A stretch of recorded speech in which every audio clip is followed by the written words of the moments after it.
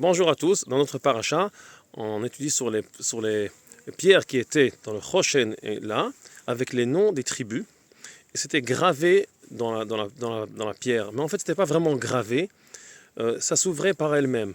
Il y avait quelque chose qui s'appelait une pierre, ou on ne sait pas exactement, qui s'appelait Shamir, qu'on mettait devant la pierre, on écrivait les noms, et les noms s'ouvraient dans la pierre sans que rien manque dans la pierre. Et c'est en fait la pierre elle est capable de parler. Dans la Mishnah Masechet Sota, nous enseigne que la pierre s'ouvrait comme une figue ou comme quelque chose qui se remplit d'eau, une terre qui arrive à se remplir sans qu'elle manque quoi que ce soit. C'est comme ça que la spiritualité doit sortir par soi-même. Nous on la réveille de l'autre côté, mais par soi-même elle ouvre, elle donne son sens. Même la pierre commence à parler, on arrive de la réveiller de l'extérieur.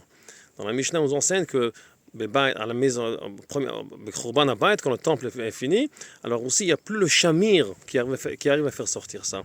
Shamir, ça, c'est du mot shomer, garder tout ce qu'il y a. On grave le sens des choses sans manquer quelque chose dans la pierre. Quelque chose qui est authentique. Dans les Yerushalmi, c'est écrit aussi que c'est comme quelque chose qui était écrit, qui était fermé. Maintenant on ouvre, on arrive à lire, déchiffrer ce qui se passe. On arrivera à déchiffrer la réalité avec une puissance de nous-mêmes.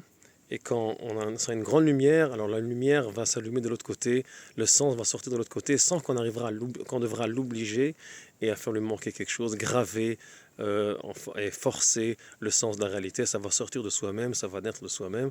Alors, Bezrat Hashem, qu'on arrivera à faire ça dans nous-mêmes, de se réveiller et réveiller toute la réalité autour de nous. Shabbat Shalom à tout le monde.